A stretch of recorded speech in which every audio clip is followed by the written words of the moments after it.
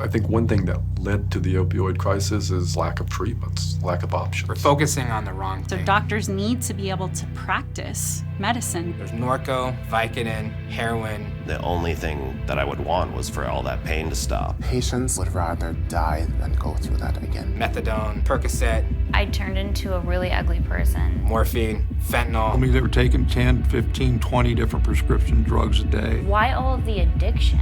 And what are we going to do about it?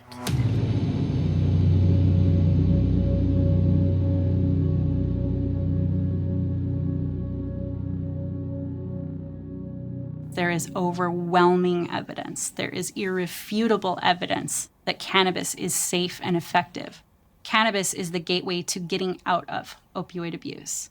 This is not my opinion. This is evidence that cannabis is an effective and safe substitute for pain-relieving drugs like prescription opioid analgesics. My name is Dr. Adie Poe. I am a neuroscientist who has studied the interaction between cannabis and opioids for the last 13 years or so. The most exciting and promising value in medicinal cannabis is the sheer volume of people's lives who will be improved. So we're not just talking about people who will stay alive because they didn't overdose on opioids. We're also talking about all those people who are suffering and there is no alternative and no other drugs have worked. It is so hard to have to tell a family member, hey, your child died or your family member died from opioids, and then go to the next patient complaining of pain and prescribe him the same thing that just killed this other person. I might as well be like, here's a needle, here's a syringe. You might as well just start heroin because this is where it's gonna end up. I've been an ER physician for 6 years, and I've been involved with medical marijuana for greater than a year. I've seen people die from heroin. I've seen kids die from taking opioids. I've seen people die from benzo overdose. I have not, till this day, seen somebody die from marijuana. I'm Mark Wallace. I'm an anesthesiologist, boarded in anesthesiology and pain medicine. I'm chair of the Division of Pain Medicine here at UC San Diego. A lot of the heroin users got their start with prescription opioids. That led the CDC to start taking a look at this, the Center for Disease Control, and saying, we have a problem. In 2016, the Centers for Disease Control came out with a set of guidelines in order to curb this crisis. One of those was that we need to switch to non-opioid drugs for most cases of chronic pain. The National Academies looked at more than 10,000 studies in humans, only published since 1999, and they definitively concluded that not specific cannabinoids, not isolated cannabinoids, cannabis is indeed safe and effective for the treatment of chronic pain. So the CDC was asking for non-opioid alternatives, and the National Academies has given us an answer, and that's cannabis. The roots of the opioid epidemic are really in the early 90s. The American Pain Society came out with some publications in support from consumer advocate groups and patient advocate groups. They all came together and said, hey, we have a huge crisis of untreated pain in this country. At the same time, the emergence of oxycodone happened. So all of a sudden, you have this untreated pain epidemic combined with this brand new, what was thought of as a miracle drug. The evidence that we have now, obviously, is that there is no difference between oxycodone or any of these other prescription drugs and heroin. Currently, in the United States, over 91 people a day dying from opioids. It's a terrible killer. We lose over 50 veterans a day now to prescription drug overdose and suicide. It's not that they want to become addicted, but they either start depending on it or it's difficult for them to learn how to deal with pain. There's an overlap between addiction and pain, which makes it very, very difficult. I think the answer is probably just to try to prevent them from going on the opioid in the first place. Cannabis is safe and effective for the treatment of chronic pain, which opioids are not. Opioids are really great at treating severe pain, but over the long term, their utility is diminished because of the severe side effects that accompany them. In order to get pain relief, you have to suffer through those side effects. And one of the reasons that cannabis is an effective alternative to opioids is because it does not produce those side effects. We discovered that the active molecule in the cannabis plant was delta-9 THC. That was in the 60s, but it wasn't until the early 90s that we really identified what it was inside of our own bodies that was activating the same receptors that THC was. We have cannabinoid receptors all over our body. They're located on inflammatory cells, white blood cells, lymphocytes. They're located all throughout the nervous system, both the peripheral nerves, the spinal cord, the brain. They have anti-inflammatory effects. They have various properties that have health benefits. And then the cannabinoid 1 receptors, when you stimulate them, you actually reduce pain transmission into the nervous system.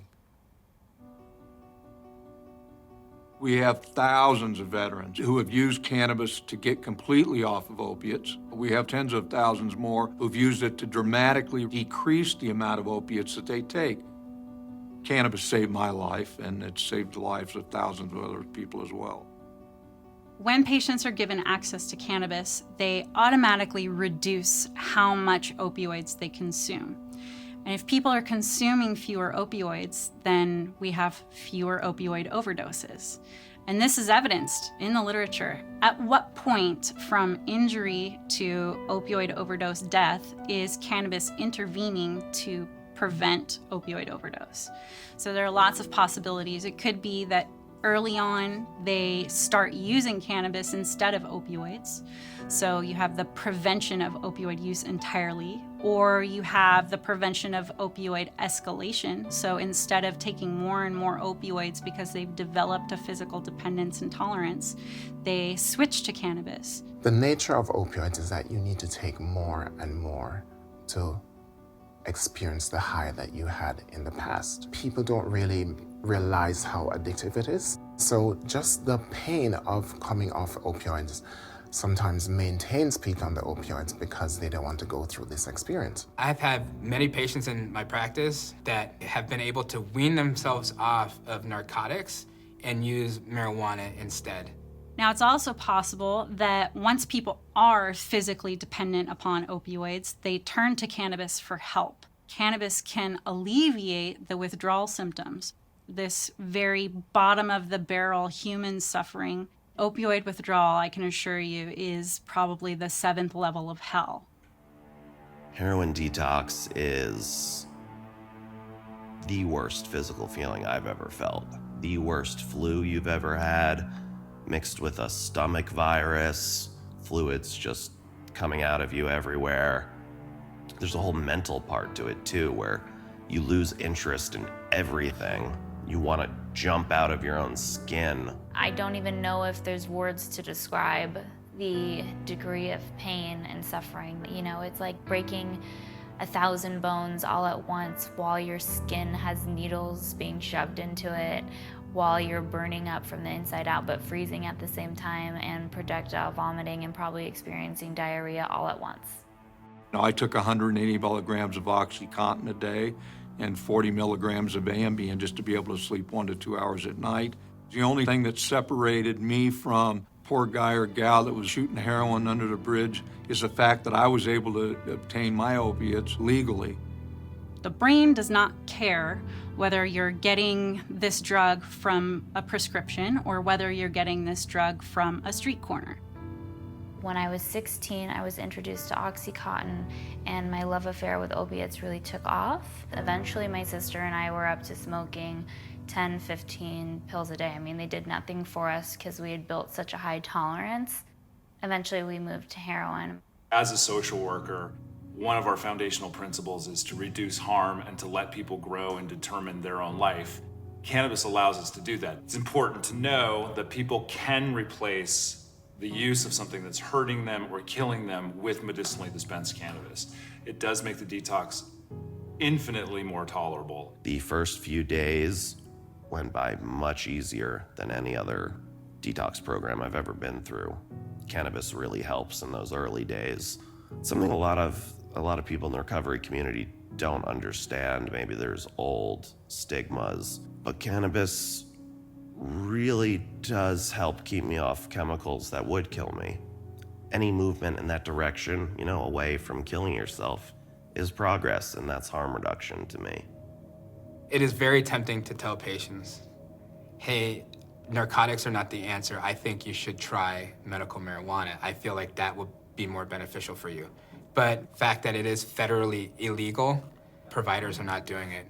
I was first introduced to opioids when I was about 18. I was a senior in high school, and I kept taking them. I didn't really think there would be any consequences. I started smoking heroin almost every day, or as often as I could get it. I was using heroin for probably close to 5 years. 5 years straight, yeah. Every day, became about getting high, not wanting to feel sick. The only thing, that I would want was for all that pain to stop. And that meant finding heroin, finding opiates immediately. I absolutely believe that if anyone's earned the right to decide what to put into their bodies to treat their injuries, their pain, their mental health, who would that be other than veterans? We have all these brave men and women, all these American heroes coming home after surviving some horrendous combat situations only to be killed by the people that are supposed to be taking care of them. So this is just a huge shame. If almost every single veteran could probably have their quality of life enhanced if they were allowed to bring cannabis into their regimen. A vet can't even talk to their VA doctor about cannabis medicine because the VA doctor is a federal employee and cannabis is a federally controlled substance. Everyone wants more information about cannabis as a therapeutic. In the most recent request for the DEA to reschedule cannabis, the DEA did their job and turned to the FDA and said, can you tell us, is this safe and effective? The FDA, through their very vigorous and rigorous process, concluded that no, there was not sufficient evidence to downgrade cannabis from a Schedule I. This is the nature of the catch-22 in cannabis medical research. You can't get data because it's a Schedule I, and it's a Schedule I because there's not enough data. The definition of Schedule I is there's no medicinal use, high abuse potential, no medicinal use. Well, we know that the abuse potential is low, and we know that there's a lot of medicinal benefits from it. I am a pharmacologist, and when I look at the cannabis plant, I see incredibly complex pharmacology. I see hundreds of biologically active molecules, which have a variety of effects on the brain and the body. In the FDA approval process, typically their formula is that the drug is one molecule and that there is one indication, one illness. If you think about the clinical use of cannabis medicine, it is neither of those things. It is not one molecule. It is not a standard preparation. It's not just being used for pain. It's being used for anxiety, for PTSD, for insomnia, for Crohn's, for many, many things. So on both sides of the equation, cannabis does not fit into the regulatory framework which the FDA has set up in order to bring an experimental drug, a preclinical drug, into the marketplace. It's all about education. We just have to put pressure on the people who are in control and don't give up, and just know that eventually the word will get through and the change will occur. I started medical marijuana practice because of the opioid epidemic. I feel like medical marijuana is the answer. I would much rather have a patient rely on marijuana than have to rely on a benzo or rely on a narcotic. Because people are not dying from overdoses of marijuana. There hasn't been a case. If you look at states that have passed medicinal cannabis laws, on average, there is a 25% drop in fatal opioid overdoses. Now that effect gets larger the longer that law has been instituted. So for instance, in the state of California, which has had a medicinal law since 1996, there's actually a 33% reduction in their opioid overdose rate. I'm using cannabis to get my patients off of opioids. It's amazing how many people will wean off slowly, and now they're in a lot of pain.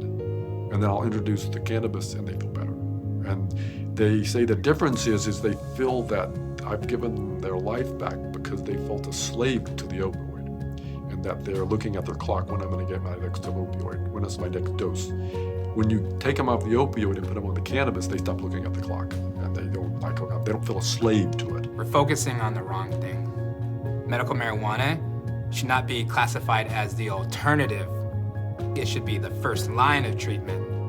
Cannabis probably has the greatest potential to have a major impact on public health, specifically through its ability to diminish our reliance on opioids. This is cannabis's greatest opportunity to do the most good in the world right now.